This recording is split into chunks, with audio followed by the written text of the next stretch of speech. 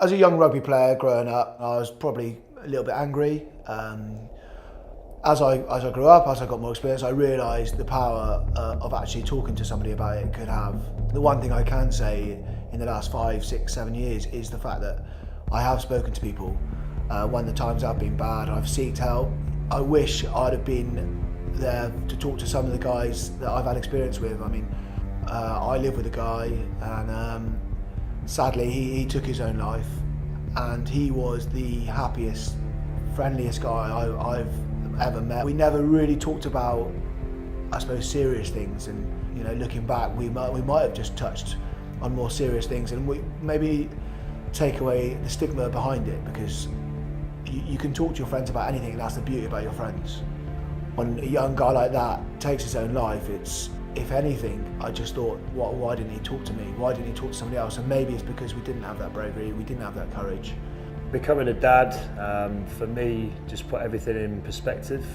From the moment we found out that that was going to happen, and she fell pregnant with our son Blake, everything changed for me. My whole outlook on how I was as a human, how I was as a person. I wasn't a bad person, but I made a few bad decisions, and I think for me the main realisation was that someone is going to be dependent on me, and I want to make that person proud, and I want to do best by our child. And now all my decisions I make, I put my family first, and I think that's the biggest thing for me growing up to being a father is you have to put other people first.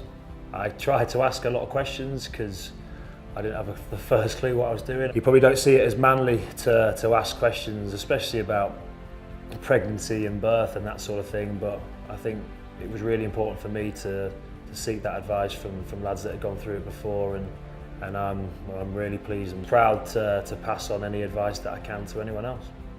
It hasn't always been easy. My personality is I can be very outgoing, very happy, sociable, but then I can quite easily buckle under pressure, get quite low, and spiral. I'm now in a place where I'm far more in control of my day-to-day outlook on things. A huge part of that was being able to talk to my friends. They've enabled me to be in a position now where I'm capable of coping with that. In 2016, I was involved in an incident in an England international that ended up getting quite a huge amount of press-related coverage.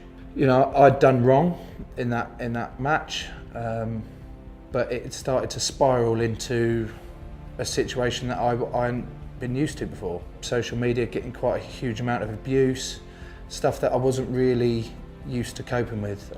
I play rugby to play rugby because I love it, I enjoy myself, have fun and do that lot. And it started to affect my rugby, and it started to affect my home life. And I wasn't enjoying myself anymore. I wasn't enjoying rugby, I just wasn't happy. I'd been picked to go on the England tour to Australia, and it all come to a head really. I spoke with Eddie Jones, the head coach at the time, and said, I can't do it, I can't come on tour. I don't feel like I'm enjoying myself anymore, I don't feel myself. I just need some time away from the game.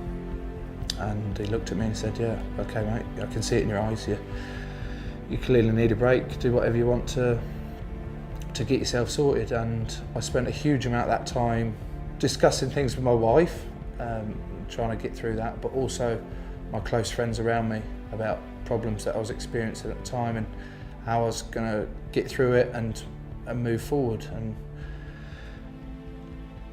just being able to open up and get it off my chest to the people that are closest to you. I guess for me, without those guys that I was able to talk to, I wouldn't have been able to get through those tough points in my career and in my life.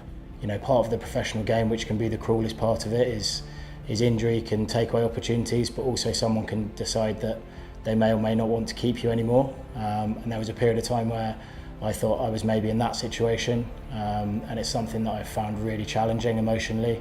I'm incredibly fortunate that I've got a really, really supportive wife, but also wider family, and I've always been someone who has tried to be a good mate and a good teammate to the people around them, and luckily for me that's that's meant that I've got a lot of guys I can lean on as well when things get tough. So yeah, I had some dark days for a few months when I thought I was maybe having to leave the game that I love when I wasn't ready to. There's a really special bond, I think, in any sport, and certainly in a team sport like rugby. You go through a huge amount together.